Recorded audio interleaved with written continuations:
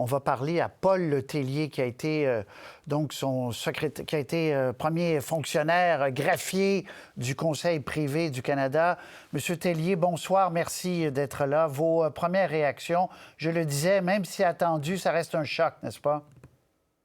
Oui, c'était un ami et il était devenu un ami et ça m'attriste beaucoup, je viens de l'apprendre. Je m'étendrai pas sur ses nombreuses réalisations, ses bien connus, son rôle dans l'abolition de l'apartheid, son rôle, évidemment, la création de la TPS, l'entendre sur le libre-échange et ainsi de suite. Mais je veux dire quelques mots sur l'individu. C'est le meilleur patron que j'ai eu. Et pourquoi je dis ça? Quand il m'a demandé de devenir greffier du Conseil privé, secrétaire du cabinet, il m'a dit, penses-tu que tu peux vivre avec moi? J'ai dit, c'est pas ça la question.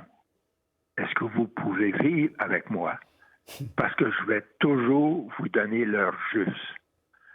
Et j'ai toujours fait ça. Des fois, il trouvait ça extrêmement pénible. Son entourage, souvent, était porté à lui dire ce qu'il voulait entendre. Et dans ce temps-là, je ne disais pas un mot. Il m'observait. Puis après ça, il me disait, dis-moi ce que tu en penses vraiment. Et il m'a toujours permis de lui dire exactement ce que je pensais. Et sur le plan humain, quand je dis le meilleur patron, il appelait à la maison, et Dieu sait qu'il appelait souvent, quelle que soit la personne qui répondait, un de mes deux enfants, mon fils, qui était à ce moment-là à l'école secondaire, qui finissait son secondaire, ma fille qui était à l'université, il s'intéressait à eux, il leur posait des questions. As-tu eu une bonne journée? Il parlait toujours à mon épouse, il s'excusait toujours de nous déranger et il avait un sens de l'humour. Et ce qui me revient ce soir, c'est une journée, il y avait une crise quelconque, je ne me rappelle pas ce que c'était. Et j'étais avec deux collègues à 24 Sussex, à la résidence du premier ministre. Et on est sorti de là, il était 10h30. Puis il est venu nous escorter à la porte, 10h30 le soir. Puis il est venu m'escorter à la porte. Puis il m'a dit en riant, à moi et à mes collègues, sentez-vous bien à l'aise de prendre congé pour le reste de la journée. et mes collègues ont réagi en disant, quel gars généreux, quel gars sympathique, sans l'humour. On avait une soirée difficile, stressante, etc. Puis finissait avec l'humour. Je passais beaucoup de temps à 24 Sussex par affaires.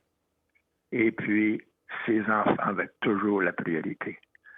Il était dans son bureau, il était assis, quel que soit le sujet de discussion. Et puis, Nicolas ou Marc arrivaient, et puis il lâchait tout, puis c'était ses enfants, et ainsi de suite. Et un dernier commentaire, M. Roy, Meech Lake, c'était pour lui quelque chose qui le touchait très profondément. Et avant qu'il fasse son allocution à la nation canadienne suite à l'échec, j'étais avec lui, avec Mme Mulroney, dans son bureau, on était tous les trois. Et quand il s'est mis à pleurer, évidemment, Mme Mulroney pleurait, je me suis mis à pleurer. C'est un moment que je n'oublierai jamais. Il croyait, il pensait que c'était la bonne chose à faire. Il y avait de la misère à comprendre le point de vue de ses opposants, mais il les respectait quand même. Donc, ce soir, là, c'est triste. Puis je le taquinais beaucoup parce que je disais, ouais, mais vous êtes pas mal plus vieux que moi. On avait 2 mois de différence. Mais, M. Tellier, sur ce que vous venez de dire, vous êtes d'une grande éloquence et on comprend mieux le personnage quand on vous écoute. Sur ce que vous venez de dire, sur l'importance pour lui que représentait cette tentative de grande réconciliation et jusqu'à quel point ça va chercher jusqu'au plus profond de l'âme quand ça ne fonctionne pas. Vous avez été aux premières loges, là. C'est comme un architecte qui voit son plan est prêt, la construction commence, puis ça s'effondre. Ça a été dur pour lui, là. C'était extrêmement pénible. Et puis, il approchait, il parlait à tous ceux qui pouvaient influencer ceux qui s'y opposaient.